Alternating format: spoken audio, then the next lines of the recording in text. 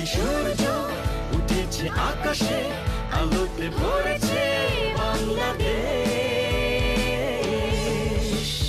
স্বর্ণ কিশোরী, সূর্য কিশোর, স্বর্ণ কিশোরী, আমরা স্বর্ণ কিশোরী। সূর্য কিশোর, আমরা সূর্য কিশোর। দিন বদলে আমরা বাল্য বিবাহ রোধ করি, কৈশোর বান্ধব বাংলাদেশ করি।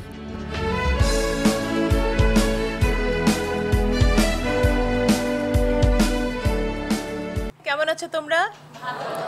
তোমার মূল টার্গেট কি?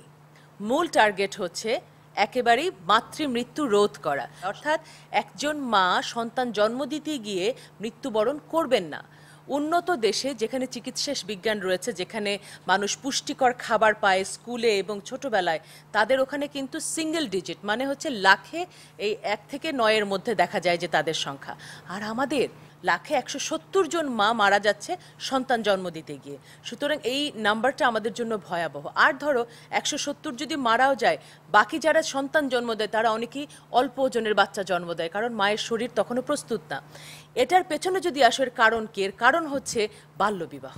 আমরা অল্প বয়সে একটা মেয়েকে বিয়ে দিয়ে দিই, ও তো বোঝেই না ও জীবনটা কেমন, ওর বাড়ির লোকজনও জানে না, যে লোকের সাথে বিয়ে হচ্ছে সেও জানে না, ও হঠাৎ করে গর্ভধারণ করে।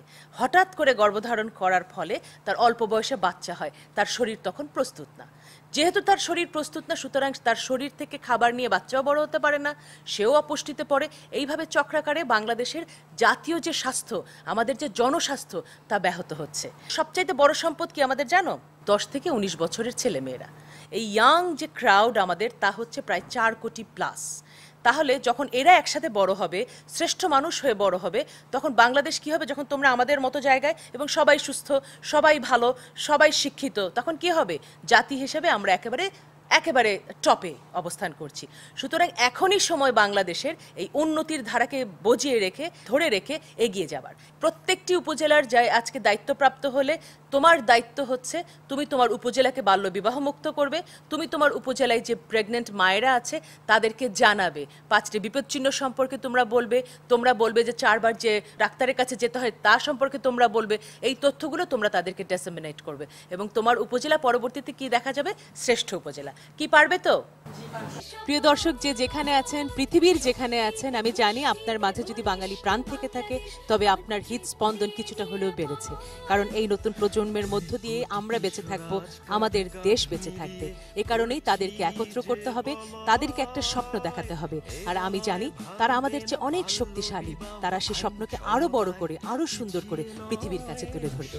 সকল সূর্য কিশোর, স্বর্ণ কিশোরীর জয় হোক সুস্বাস্থ্য। আজকের মতো এ পর্যন্তই। ভালো থাকবেন, ভালো রাখবেন সমাজ আর দেশটাকে। বিদায়। বেঁধেছি এই বুক সুস্বাস্থ্যে উজ্জ্বল।